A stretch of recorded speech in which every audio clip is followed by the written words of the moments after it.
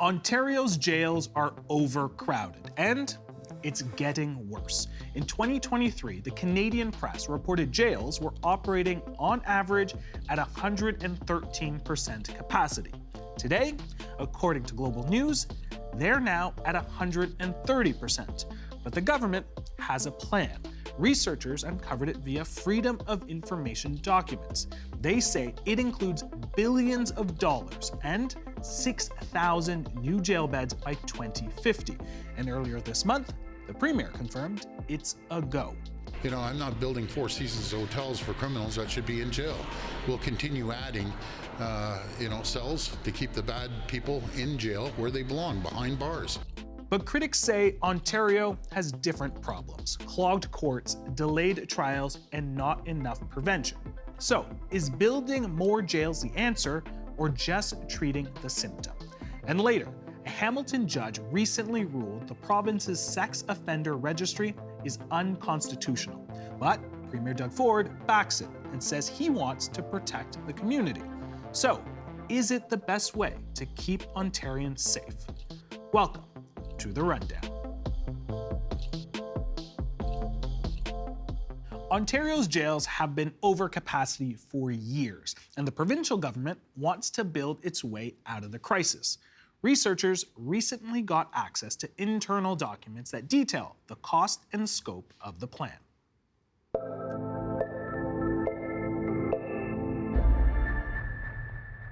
From Ottawa, Mackenzie Plum is a PhD candidate in the criminology department at the University of Ottawa.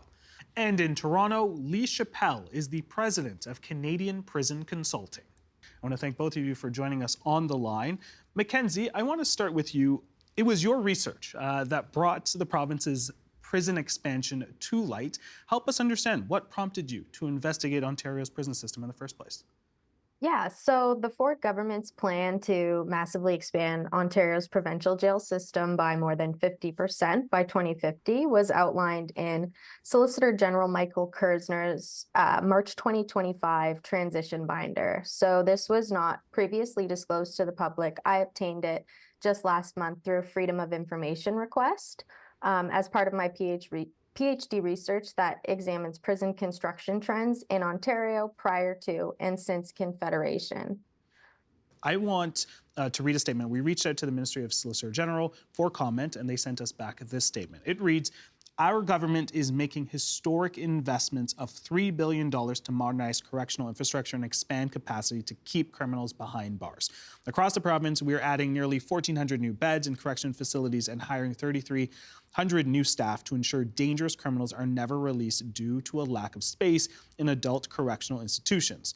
These investments address long-standing gaps in corrections facilities created by 10 years under the Liberals who closed institutions and decimated capacity.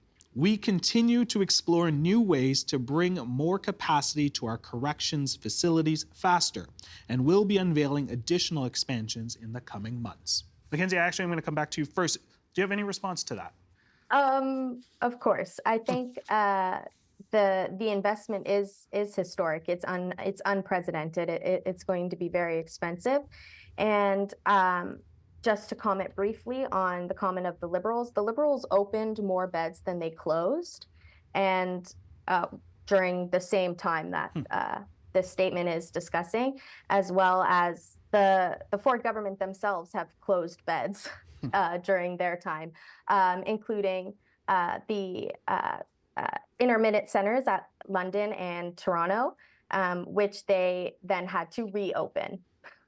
Lee, you are no stranger to TVO's current affairs programming. You have been on the agenda numerous times to discuss corrections, but you have a particular insight that most people don't. You have been on the inside, and you continue to work with people who are going in for the first time. So help us understand a little bit about how bad of a problem overcrowding is right now in our prison system.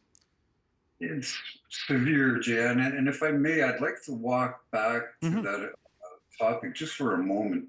The statement that was put out by Solgen in regards to the Liberals, this is not a partisan problem, although certainly through the rhetoric, the Conservatives have a different stance. But if you want to walk this back to where we became in trouble with overcrowding and a lot of issues was under the Harris government, with the Rob Sampson was at that time the minister, and in 2000 we went super jail model, which was American style, and the Toronto South, the Central East Correctional Center, the Central North Correctional Center. Central North was privatized for 5 years. It didn't work. But at the same time, forensic health beds were shut down. Medium security institutions were closed, and such as Guelph, Birch Rapids was a minimum that they were running at that point. So that is erroneous. The statement, it certainly isn't factual. The facts are we have about 8,500 bed space for in Ontario presently. We're running at a couple thousand above that. That leads to triple bunking for the bulk of the offenders. So you're talking about a very small cell, double bunk, and somebody on the floor sleeping with their head beside the toilet. This has also caused a great deal of strain in the environment, on the ranges, on the open shared areas, phone times, in combination to the overcrowding, which does cause more. I tend to call them domestic issues among inmates, but it's certainly a driver of violence and of conflict. So you mention the overcrowding, 3 to a bunk. You talk about sort of not having, essentially, when we talk about domestic issues, resources within the jail system. One would look at that and say, well, perhaps we need more prisons. Is that the answer, Mackenzie?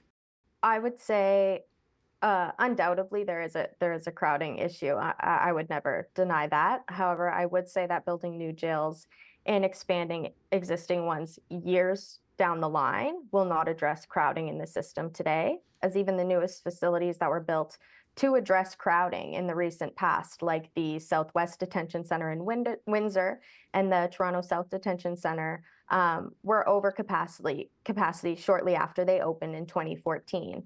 The 300 plus bed Thunder Bay Correctional Complex was announced in 2017, and 9 years later, it's still not open. And the Ford government continues to think that building and filling these new and bigger jails years from now is going to address crowding today. I think if the government really wants to alleviate crowding in Ontario's provincial jails, they need to fix the broken bail system that results in many people being sent to pretrial detention. According to Statistics Canada, more than 80% of people held in Ontario's provincial jails are awaiting their day in court. For context, in 1985-86, roughly a quarter of people held in Ontario's provincial jails were in pretrial detention. 2001 to 2002, they accounted for more than half, and have ever since in Ontario. So amid Ford's jail not bail frenzy, those denied bail and on pretrial are accounting for 85.9% of people in our jails right now. So we have a bail crisis, but I don't think it can reasonably be framed as one that's too lenient.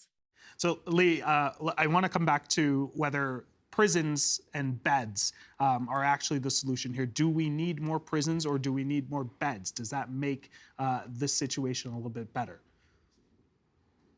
To address overcrowding. So as it stands, looking at that plan and the finite amount or however much they've denoted to that, I would be supportive of potentially one new jail, which is far better equipped resource-wise, that would alleviate the strain. We've had growing population numbers in Ontario, so I mean, I could see that, but half of the money that they're proposing and only one institution that would be well thought out, that could be constructive, purposeful rehabilitation in mind, mental health, because our forensic mental health beds are non-existent. If it were to take into consideration all of those things and alleviate the strain, great. And then the balance of the money needs to be put into the community. Provincial corrections doesn't have halfway houses. So many individuals end up getting out from a provincial jail with nowhere to go and no structure. And so it doesn't, it's not hard to see what they're creating is people coming in and out, getting out, coming back, getting out, coming. One thing I don't want to ignore is on the rundown, we have talked a lot about public safety being a top concern for Ontarians and Canadians. And I am curious, Mackenzie, do more prisons keep us safe?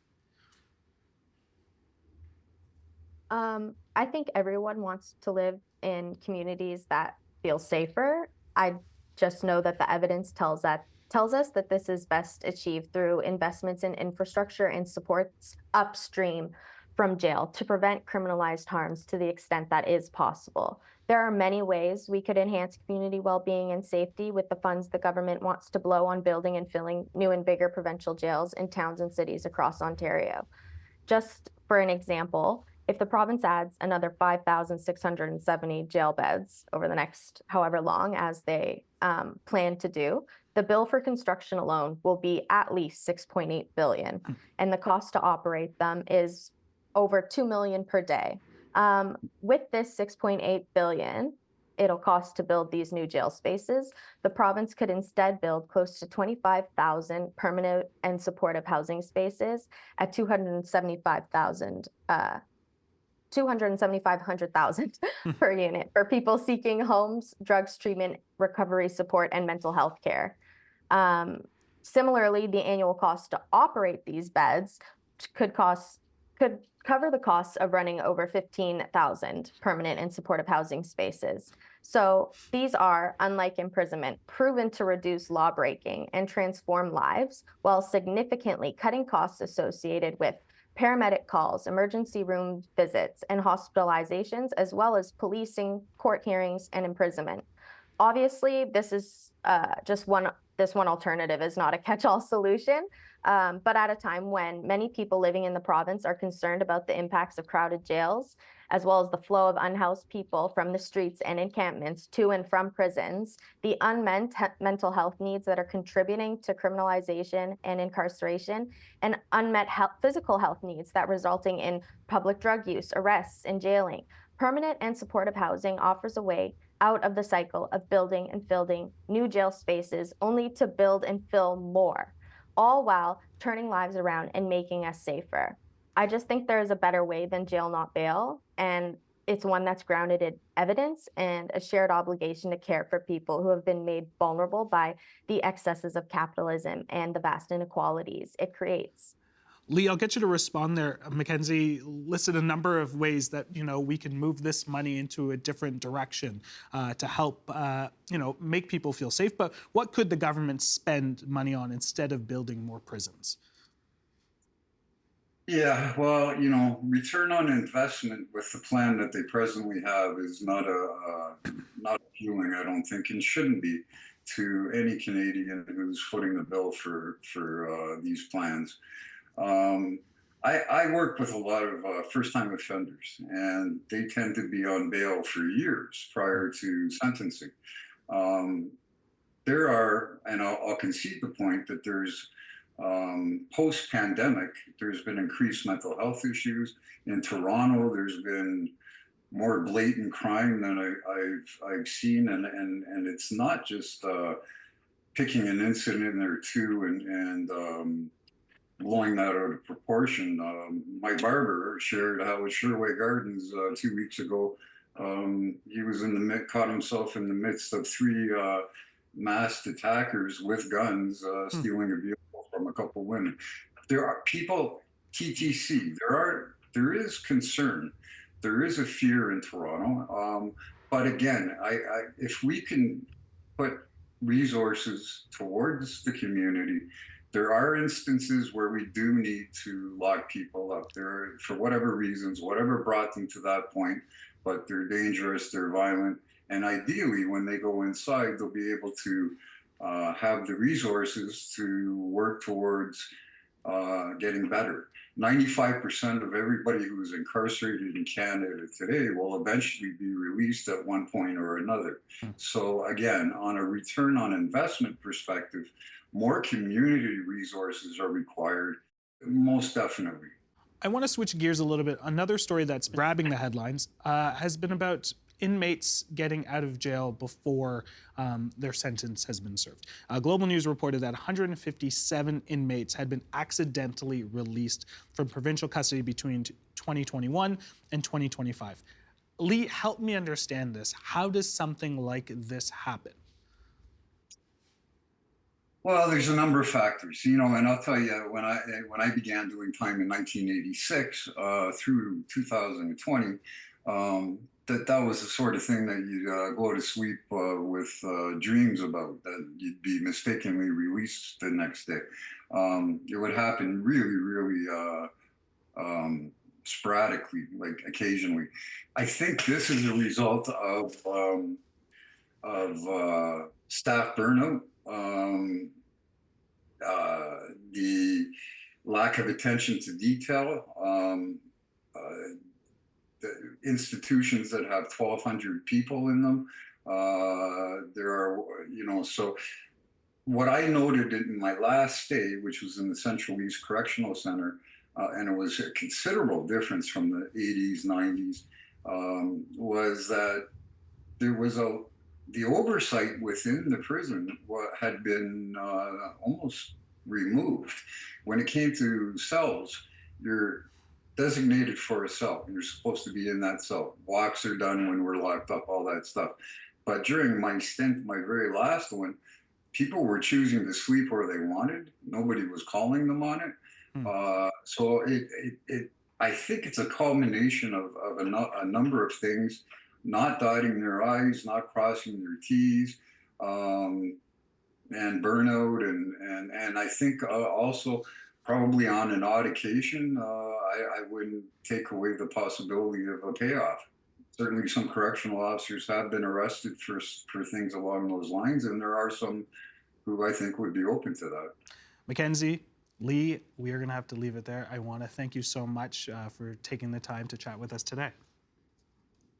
Well, thank you so much for having me.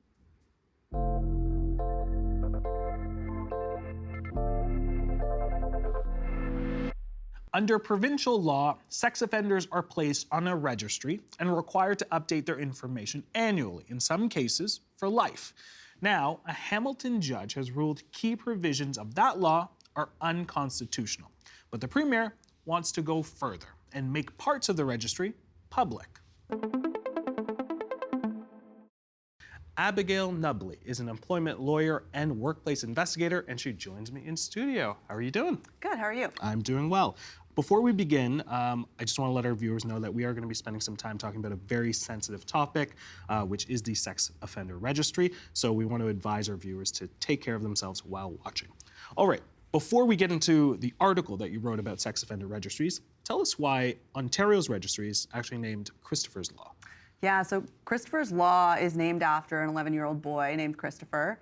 It was implemented in 2001, and so Christopher was killed by a convicted sex offender, and so that's why the law is named after him. Essentially, Christopher's Law requires convicted sex offenders, when they get released, to report to police and give some basic information like their employment, their name, their address, and depending on their crime, they have to do that for either 10 years or the rest of their life. So it's Ontario's private system. Private. Yeah. So this is, and who would have this information? So the police would have that information, and it's essentially for them to be able to do investigations more easily, essentially. All right.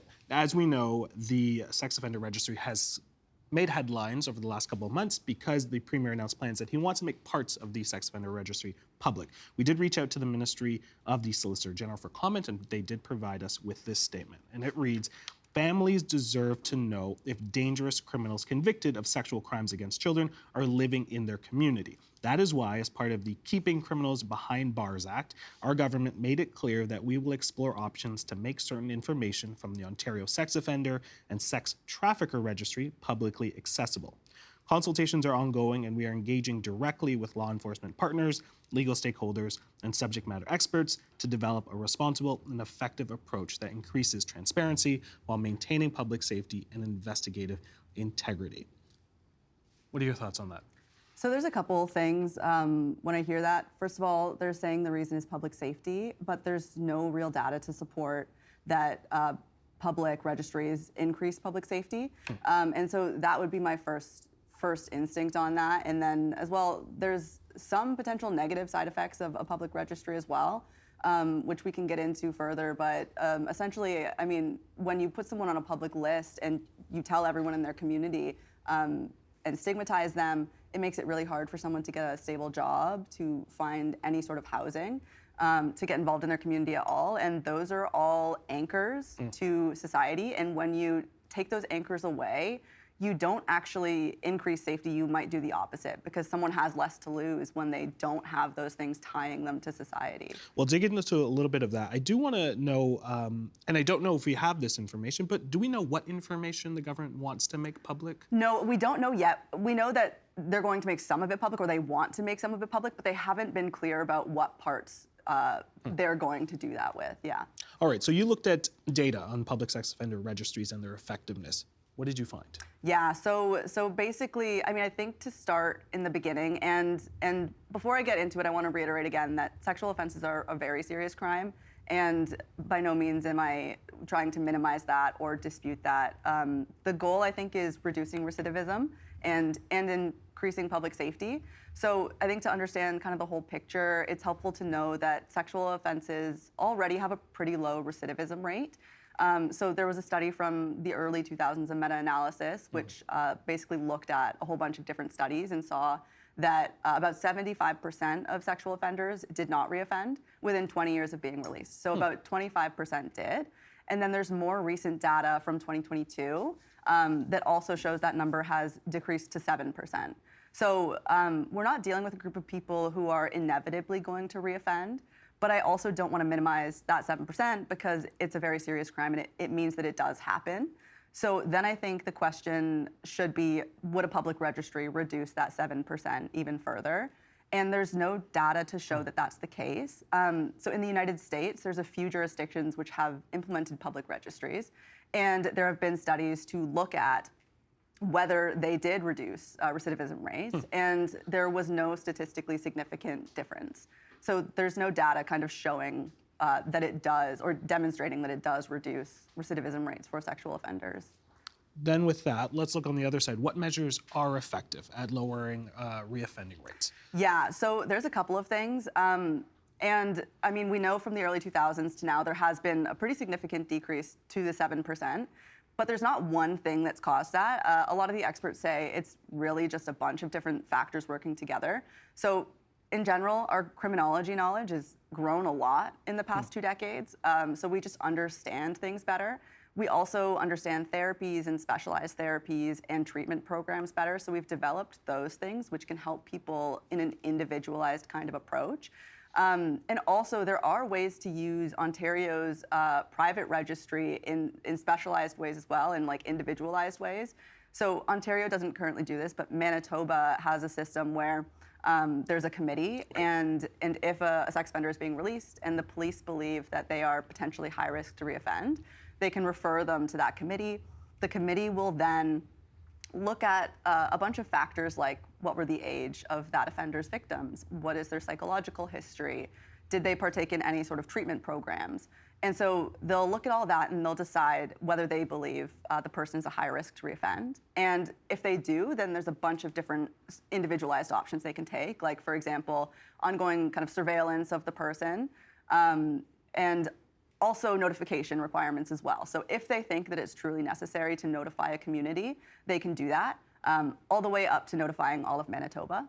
But that is like the most drastic measure of notification that they would take. And there's a bunch of different lower levels before that. Okay. I want to switch gears a little bit here because I want to talk about a judge in Hamilton ruled that Ontario's sex offender registry was unconstitutional.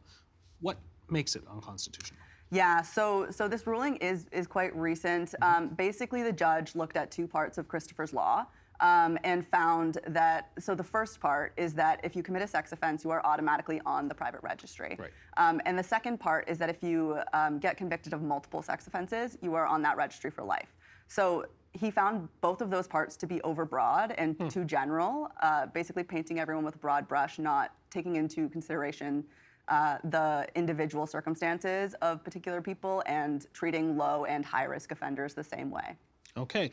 Premier Ford said that he would use the notwithstanding clause to make sure that the changes he plans can't be overturned via a charter challenge. What do you think of that?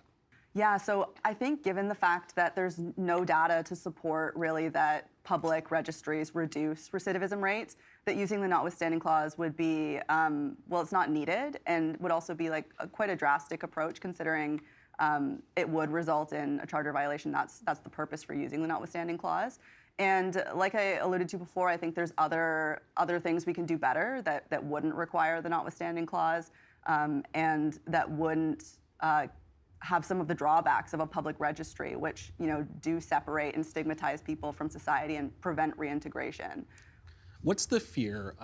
You talked a little bit about it, of having a public registry. Are we going to see people sort of take the law into their own hands?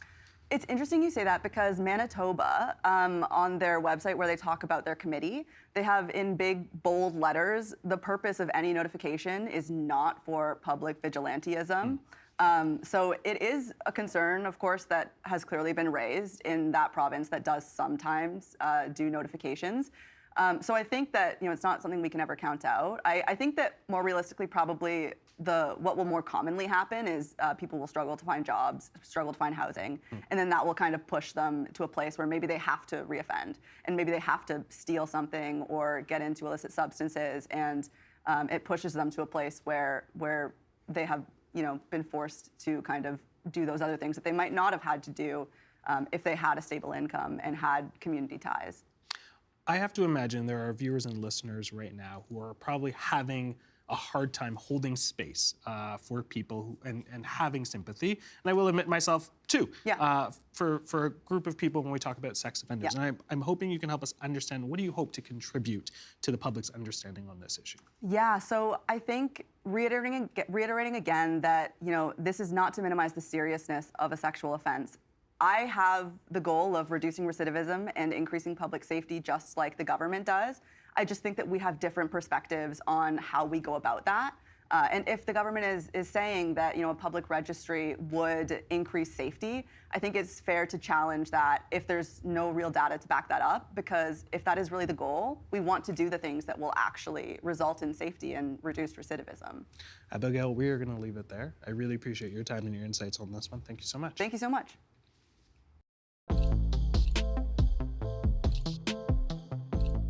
I'm Jan. Thanks for watching The Rundown. We'd love to know what you think, so send us your suggestions and feedback at tvo.org/rundownfeedback. Until then, I will see you tomorrow.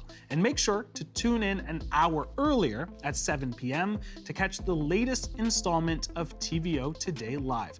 My friend and colleague Steve Paikin will be hosting a discussion on how Canada can leverage resilience, innovation, and know-how to achieve greater food independence. We hope you'll join us.